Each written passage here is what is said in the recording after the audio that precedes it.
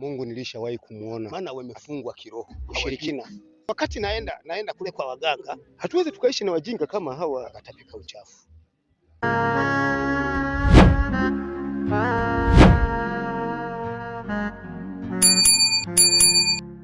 Niko hapa Kigondo, lakini hapa nimekuta watu wanaendelea kuishi wakifanya shughuli zao mbalimbali, lakini pia naona kuna watu wamesimama upande wangu wa kushoto hapa.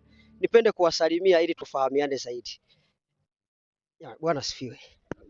Habari ya Biblia, unaposikia neno Biblia wewe unaelewa Biblia ni nini kwa mtazamo wako? Mimi kwa kweli bila kulingana na maono nilionayo ambayo ninafahamu Mungu anayoyatenda, anayotutendea sote wanadamu. Anayeichezea Biblia acha aichezee, ila fimbo ikimgeukia ndiyo atakuja kukumbuka umuhimu wa Biblia. Biblia imenyoka kabisa, wala haijapinda, imenyoka vizuri. Maneno yaliyomo mle ni maneno matakatifu ambayo Mungu ameyabariki. Kwa hiyo yule ambaye anayeweza kusema kwamba eti kuna katiba ndani ya Biblia, Biblia haina katiba. Biblia imenyoka vile vile ilivyonyoka toka vile Mungu alivyotazamisha, imenyoka vile vile. Hakuna cha katiba wala siasa yoyote, ila Biblia imenyoka vizuri na yani ukiisoma ukaielewa vizuri, hiyo mimi siwezi nikasema siwezi nikayumba juu ya Biblia. Biblia ipo kisheria kutoka kwa Mungu. Kwa maelezo haya anasadiki kabisa Biblia ni mwanzo na mwisho, kwamba ilikuwepo na itaendelea kuwepo, na kutokana na umri wake inavyosadika, mpendwa mtazamaji wangu wa chaneli ya Ushuhuda wa Kiroho, inasadika kwa umri wake anachokisema ni sahihi kabisa. Na nipende kuuliza, labda wakati wa ukuaji wako ulisikia maneno ya Mungu? Labda huwa unasikia maneno ya Mungu yanakuaga mapya? Kwa kweli maneno ya Mungu mimi wakati ninakuwa naanza kuwa na akili timamu, kwa kweli sijaona kwamba eti maneno ya Mungu kuna mapya. Yale niliyoyakuta kuanzia utoto wangu, kwanza kuwa na uelewa, yalinibariki moyoni mwangu na sintoyumba kamwe, na hapa kabisa kwa Mungu. Anayepuuzia maneno ya Mungu, anayepuuzia Biblia ya Mungu, mimi ninaamini kwamba Mungu yupo na anatoa adhabu. Mimi kwa kweli Biblia imebarikiwa na Mwenyezi Mungu yule aliyetuumba. Labda Biblia mbona unaisema kwa msitizo sana, unakazia kweli kweli kuonyesha ni kama ni kitu muhimu sana, yani unamfanya mtazamaji wangu aendelee kukufuatilia zaidi, kwamba labda Biblia ulishaye kuitumia mahali popote ikakuletea faida? Biblia vile ambavyo mimi huwa nafika kanisani, wachungaji wakiwa wanahubiri vile walivyopewa maono na Mungu, yale mahubiri huwa yananigusa sana na yananibariki katika dunia hii tunayoishi, kwa sababu mimi bila kukuficha, kuna watu ambao wapo kwenye kifungo kwenye hii dunia, ila wamefungwa na yule shetani, ila kuweza kujinasua kwenye ile adhabu walio, maana wamefungwa kiroho, hawajui kama hapa tunapoishi hapa duniani kuna watu wanaomjua Mungu na kuna wengine wanaona kwamba Mungu hayupo, ila hivi tunavyoishi wapo ambao tunamjua Mungu yupo, na wale ambao wapo wakiwa wanamdharau Mungu wamefungwa. Unataka kusema Biblia kuna mahali imekutoa? Biblia kuna mahala imenitoa, na mpaka sasa mimi siyumbi kwenye upande wa Biblia. Yani mimi Biblia naipenda sana, yale yaliyo kwenye maisha yangu ambayo mimi naishi, haya ambayo Mungu alinijalia na ninapoishi hapa duniani, huwa ninayaona. Kuna watu wanasema katika Biblia kuna watu wamepata miujiza kutokana na kutumia Biblia. Kuna mtu mwingine alisema, mimi Biblia nikilala naiweka kwenye kichogo, nikiwa nimelala wachawi hawezi kuniwangia, siwezi kukutana na adha yoyote usiku. Anaitumia Biblia hata kama hajui kusoma. Labda wewe Biblia kutokana na faida yake, ushaona kwamba Biblia tu pasipokuwa maneno ya Mungu, kile kitabu kinaweza kukusaidia? Kile kitabu kwenye maisha yangu, kile kitabu mimi kinanisaidia tena vizuri sana, na ninakiheshimu kwa 100%. Mimi ninakiheshimu sana sana kulingana na uelewa wangu niliona ule alionibariki Mungu. Mimi ninakiheshimu sana, kwa sababu wale wakizarau, lakini sio mimi, kwa sababu mimi nakiheshimu sana sana sana kwa maisha yangu mimi yote. Tunatafuta muujiza unaotokana na Biblia kwenye maisha yako. Kuna kitu ambacho unaweza kaeleza watazamaji kwamba Biblia ilishawahi kukusaidia ukapata muujiza wote kutokana na Biblia? Kwenye maisha yangu mimi, Mungu nilishawahi kumuona akinitendea, tena sio vya kubabaisha imbole, sio vitu kubabaisha. Mimi kwenye maisha yangu Mungu nimeshawahi kumuona akinitetea katika mambo mengi, nimeshamuona, na mpaka sasa siwezi kuyumba. Hata kama nikiyumba kimaisha, ila bado Mungu ataendelea kuwa moyoni mwangu, sintoyumba kwenye hii dunia, maana nimeshajua siri za hii nchi. Wachungaji wanapoleta mikutano hapo, huwa wanaleta wakiwa wale watu ni tala nani la Mungu, ila kwa kuwa watu tumefungwa kimwili au tumefungwa kinamuna, ina maana hatuwezi tukajua faida ya mikutano. Faida ya mikutano, kuna faida. Ukienda pale ukasikiliza wachungaji wanapohubiri, kuna kitu utavuna. Na swala la kupokea wokovu kwenye hii dunia ione, hii dunia ni ya mateso. Manake kama hutomkubali Mungu utaishi katika mateso. Kwenye hii dunia utaishi katika mateso, lakini ukimkubali Yesu, ukamheshimu, ukajua kwamba nipo hapa kwa ajili yake, utaishi kwa nguvu zote, bila kuyumbishwa na mtu yeyote wa namna yoyote ile. Yaani kisikia mimi naongea hivi mpaka nikiwa ninaongea hivi, yapo ambayo Mungu ameshanitendea na nimeshamuona, na nikiwa nimeshambuliwa na watu wengi, lakini nikamwona Mungu aliposimama juu yangu, na Mungu aliponisaidia aliponisaidia nikamuona, nilijikusanya kulingana na vile Mungu alivyonisaidia, nikaenda nikamtolea Mungu. Ilikuwa ni sadaka ya shukrani. Ilikuwa ni sadaka ya shukrani. Wakati huo dunia ilinifanyia kitu cha dunia. Maanake unataka kusema, unazungumzia habari ya ushirikina ni nini? Una maana gani? Ulichotendewa ni nini? Mimi nimeshatendewa mambo ya dunia. Hii dunia niliwahi kutendewa mambo ya ushirikina, na baada ya kuwa nimetendewa mambo ya ushirikina, nigahangaika,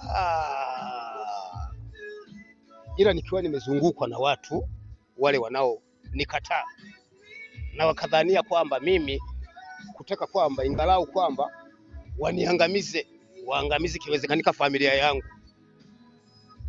Na sio hao tu, walipitia hata kwa mwenzangu niliyokuwa naishi naye ndani, lakini Mungu alinishindia. Mpaka sasa naongea kile kilichoko moyoni mwangu. Mimi sio mnafiki wa Mungu, naongea kile nilichokishuhudia kwa Mungu. Mimi Mungu alinishindia, hayupo aliyenishindia tofauti na hiyo. Kwa hiyo tunataka kusema haya yote yaliyokukuta, hakuna mahali pengine ulipoponea, lakini uliwahi kujihusisha na waganga wa kienyeji? Mimi nilianza kule nilipita kule sana na niliwabaini wengi sana waganga kienyeji wenye uwezo mkubwa na wafahamu wengi, lakini hatima ya mwisho wakati naenda kule kwa waganga, yani chanzo kabisa cha mimi wakati ndo natengenezewa yale mazingira,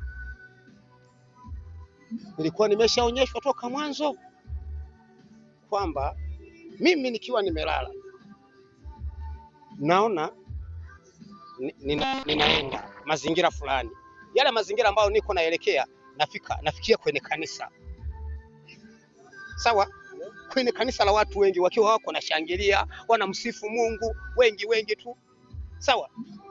Kwa hiyo wakati mimi ninaona hayo, jaribu lilipo nikuta, maana unapoishi, kumbuka watu wanakaa wakiwa wanakujadili ni jinsi gani wakufanyie baya, ila wewe kwako ukiwa wewe hujafanyeje, hujamuwazia mtu baya. Kwa hiyo baada ya hapo wakaingiza baya wakiwa wamejificha wao. Waganga wa kienyeji walikusaidiaje? Labda wale waganga wa kienyeji walinipa mitazamo yote kabisa, kwamba mwanao alifanyia hivi na kupona kwake itakuwa hivi, ikiwa hivi mambo yatakuwa yameisha. Na hayo maono uliyaona, kama unaona watu wanacheza, wanashangilia, unaona kama wanamsifu Mungu, baada ya hapo ulipoona maono hayo ulichukua maamuzi gani? Baada ya hapo, baada ya kule nilikoanzia, nilienda kule nikakimbia kule. Kwanza nilianza kufanyiwa fumbo la pale nyumbani kwangu, na fumbo lenyewe likapitia kwa mwenzangu yule, yeye nilikuta ameshaniandalia mtu ambaye yule mtu kwamba huyu ndo anayejua mganga, unaona kwamba yule ndo anayejua mganga. Sasa mimi nikamwambia bwana, hapo sasa mimi nimeshaandaa hela ambayo ni ya kusema kwamba mimi nianze kutaabika na mwanangu. Mimi yule mke wangu ninamwambia bwana, hakuna mazingira ya hivyo, itakuwaje? Na maana tumwamini mtu wakati, ina maana yani mtu mwenyewe ambaye hatujamuona tutamwaminije huyu jirani? Yani yeye ndo anayemjua. Wewe hapo ulipo unamjua? Simjui. Sasa utamwaminije huyu mtu ambaye wewe hata hujamuona kwenye macho yako? Akasema bwana, ni huyu, hakuna mwingine. Kaambia mwenzangu, maisha yako hivyo, leo hii tuna nani, sasa inakuaje tena hiyo hivyo?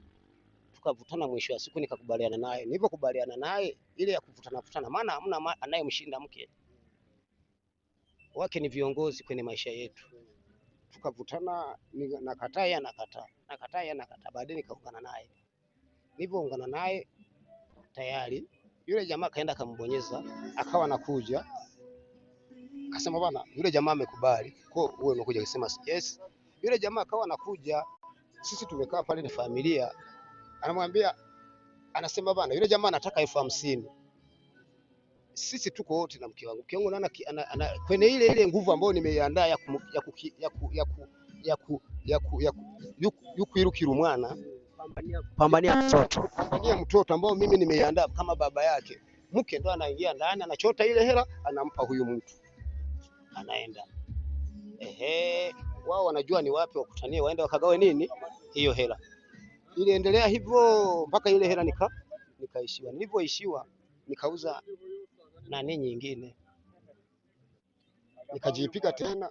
Nilipojipiga tayari nikapata hela nyingine. Nikamwambia bana, nimepata hela nyingine hii hapa, sasa nakueje? Akasema bana, ni huyo, hayupo mtu mwingine. Nikamwambia bwana, hebu nionee huruma na mimi, hela aliyopeleka ni nyingi, nionee huruma hapo. Sasa mimi huo muda namuomba msamaha, ili kwamba anionee huruma, huyu mtu tumwache, ili mimi nifanyeje, ili nikimbie niende. Baadaye yule mke tena kaendelea kudinda, akasema ni huyu. Nikasema sasa huyu, mimi hapa sina mshauri wangu alikuwa ni huyu mke wangu. Sasa kwa kuwa mshauri amenikataa, ameungana na kundi lingine analolijua malengo yake ni kutaka labda mimi siyajui, nimefungwa. Kile kilichofanyika kwa huyu mwanangu sijui, nimezungukwa na wangapi siwezi nikajua, nikawa nimefungwa. Haki ya Mungu kusema hiyo kitu. Baadaye Mungu alipitia kwa nani? Alinipanua. Aliponipanua Mungu nikamuona alivyonisaidia, maana alikuwa ameshaona maisha nina magumu. Huku mke nilikuwa na mhesabu ndo ndugu yangu wa kwanza wa kunishauri katika shida hizi ambazo zimeninani. Sasa kumbe mke akawa ameshahama fulana nyingine. Hapo mimi nikawa nimefanyeje? Mungu akasema nenda kwa nani? Kwa mwenyekiti. Nikaenda kwa mwenyekiti.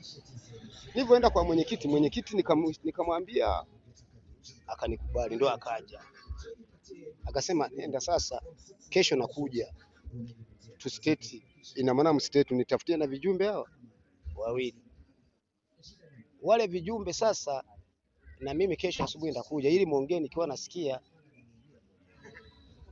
Ndo akafanyeje? Mwenyekiti akaja. Ndo nikaongea akanielewa, akasema haya aliyoyasema mume wako ni yenyewe, ati ni yenyewe. Wewe uliwezaje kuwa na nguvu ya kuweza kusikia maneno ya huyu jirani ukashindwa kusikiliza maneno ya huyu mume wako? Uone kama wewe moja kwa moja, ina maana huyu mganga aliyekwambia kwamba yeye anamjua na yeye huyu ndo anakuja kuchukua hela naenda kumrushia. Ulikuwa umeshamuona machoni mwako ati hamna. Sasa ulimwamini vipi bila kumwamini mume wako? Na mume wako ameandaa hela ya kusema, ina maana ashughulikie mwanae. Hasa wewe umetengeneza mazingira hayo. Huoni kama tayari tatizo lilompata huyu mtoto manake wewe unalijua? Hapo sasa ni mwenyekiti ananena. Sasa ile mwenyekiti anaongea, mimi nilikuwa nimeshafungwa, lakini Mungu alipitia kwa mwenyekiti. Ile mwenyekiti anaongea na mimi nikaona kama kumbe tayari nimeshazungukwa. Nikamuona Mungu akinishindia kupitia kwa mwenyekiti. Mwenyekiti akawa anaongea moja baada ya jingine. Akasema sasa wewe ulipata ujasiri wa namna gani wa kukubaliana na mtu jirani? Baba huyu mume wako ameandaa hela ili ya kusemaje? Ya kutaka yeye ndo akimbilie mwanae. Alafu wewe umetengeneza mazingira ili ile hela iwe inaenda tu. Huoni tayari moja kwa moja ili hii adha ya huyu mtoto unaijua? Kwa hiyo baada ya hapo ulichukua maamuzi gani sasa? Mwenyekiti aliniambia, bwana, mimi nimekuamulisha, nimeamua, nimeona tatizo lilipo. Hapo mwenyekiti alimtukana kama alizehani, baba Samwe, pole sana, hatuwezi tukaishi na wajinga kama hawa. Sasa wewe mtu kabisa, yani unatengeneza mazingira ya hivi. Huoni kama tayari hapo amesha kumaliza? Wewe unapenda kabisa hela inakuja, mtu anachukua anaondoka, afu mtu yuko hivi. Baadaye kwa kweli nilitoka hapo, mwenyekiti akasema bana, jichange tena, wewe nimekuamulisha usafiri, maana wewe ndo mwenye mzigo. Ila mwenyekiti akiwa ameshaona tatizo liko wapi, basi hapo na mimi ndo nikatoka, nimeelewa, nikasema vya kwangu vimeenda hivyo. Nikasema basi Mungu asante, najua kwamba haya niliyofanyiwa, ila kwa hapa Mungu nakushukuru, maana umenishindia. Kwa hiyo mpaka sasa hivi mtoto alishapona? Yule mtoto baadaye mwenyekiti aliniamulisha nikaondoka, ila nikawa nimeshajua madhara yako wapi. Mimi nikasafiri naye nikaenda kule, nilipoenda kule nikafanyiwa na nini, baadaye nikarudi. Unaona ule muda wakati naona kwamba nikarudi. Niliporudi yule mtoto nilifika ninamuita mama yake wa ubatizo. Sawa? Baada nikakumbuka sasa vile mwanzo nilivyokuwa Mungu alivyonielekeza ndo nikaja. Nikaita mama yake wa ubatizo akaja. Alipokuja akamuombea, ndo akawa amefanyeje? Yule mama yake wa ubatizo ndo akaita na mwalimu. Mwalimu akaleta wana maombi wakaja wakamuombea yule dogo. Walivyomuombea ndio tatizo lote likaisha, akatapika uchafu. Mwalimu alikuja na wana maombi wakamzunguka na mama yake akiwa yuko pale pale, tumemzunguka wote. Mwalimu yeye mwenyewe, mwalimu wa kanisa ndo akaongoza msafara kuja kumwombea mwanangu. Wakamwombea mwanangu, papo hapo agatapika ule uchafu.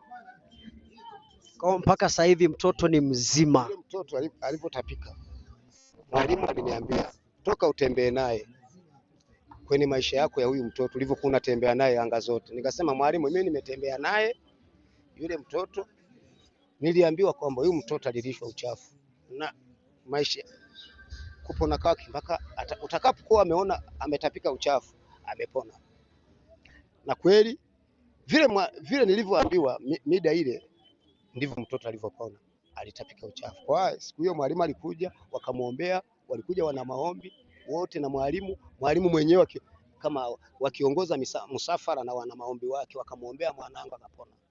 Alitapika uchafu kama kesho. Hapo alipotapika, mama yake akajihukumu tena. Unajua Mungu hamfichi mnafiki. Mama yake pale alijisukuma tena. Kwa nini umepona? Kwa nini umepona? Kwa nini umepona? Kwa nini umepona? Si unajua Mungu anajua anafichua.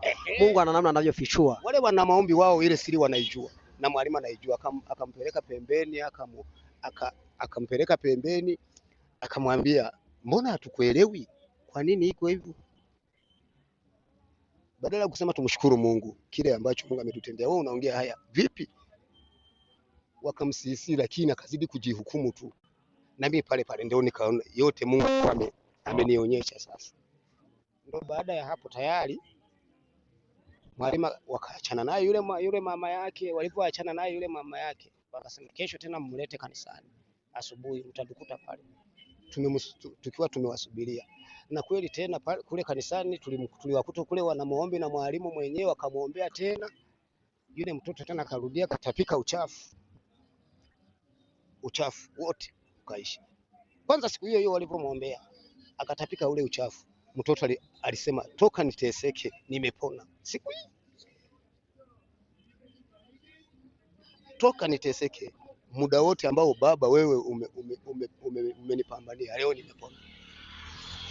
Kama kesho yake tukampeleka pale kanisani tena wakamwombea, akatapika tena uchafu. Sawa. Kwa hiyo yule mtoto wangu mpaka sasa ni mzima. Mpaka sasa alivyopona nilimpeleka kwenye ufundi. Alichagua, nilimwambia sasa mwanangu, maana wao walitegeshea siku na hao watoto ambao wanatoka hapa wanaenda kuwafanyia kazi watu. Mimi nimekupa mfanyakazi, mwanangu ni mzima, ila uko naye, lakini huku kuna wabaya wangu ambao walitoka huku wanamfuata wapi na wamepitia wapi, ili wakatengeneza fumbo sasa. Lakini lile fumbo Mungu nilimuona akinishindia, na wale maadui wote walioshiriki ninawafahamu. Maajabu ya Biblia sijawahi kuona. Huyu baba anashuhudia mambo ambayo yametokana na maneno ya Mungu yaliko kwenye Biblia. Biblia imemsaidia. Umesikia mengi sana kuhusiana na maisha yake, anazungumza kwa msitizo mkubwa sana. Kwa hiyo mtu asije akadharau Biblia, na mtu anayedharau Biblia asiyeshika maneno yaliyo kwenye kitabu cha Biblia. Kile ni kitabu kitakatifu cha Mwenyezi Mungu. Tuishike Biblia, tuyasome maneno ya Mungu, tutapata amani maishani mwetu. Baba ana amani, anasema mwanae amepona na anajisikia vizuri, anamtukuza Mungu. Unaweza ukasemaje sasa kuambia watazamaji? Mimi nawaambia watazamaji, kwenye hii dunia tuliyomo,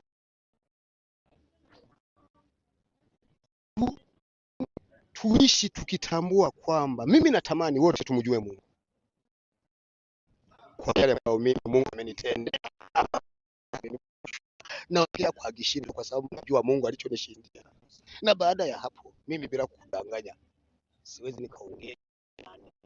Niliandaa, maana baada ya hapo mimi nilimfukuza na mpaka sasa nilipomfukuza mimi nilibaki na familia. Watoto wala hawajamfuata, walibaki kwangu. Alienda na anaye nyuma tu. Watoto 6 nilibaki nao, na kile kitendo kilichofanyika mimi kiliniumiza moyoni. Mpaka sasa nilisema mimi sintoa mke mwingine na maisha yangu mimi.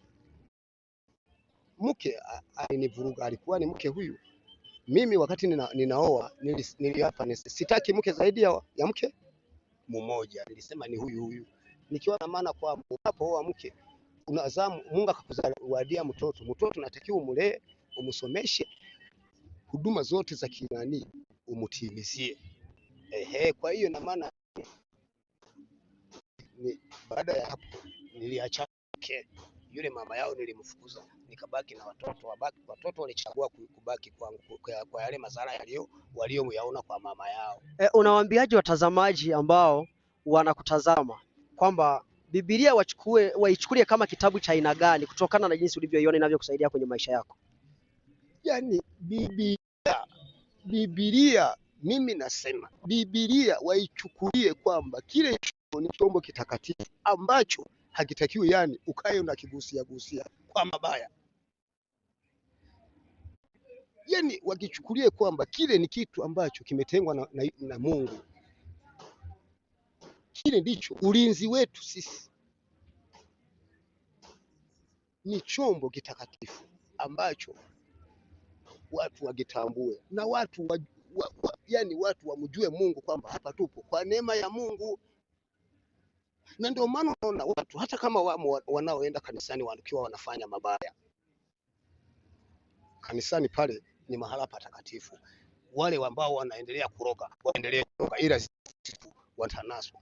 Mimi naamini, unaona kitendo kilichofanyika pale, baba ambaye anasali kanisa la Romani, huyu hapa jirani, watumishi walikuwa wakileta mikutano, watu wanaidharau, wanaona bosi walala hoi si nini, lakini yale maombi ambao wanaleta watumishi mikutano hapa inafika kwa Mungu. Kwa nini alinaswa?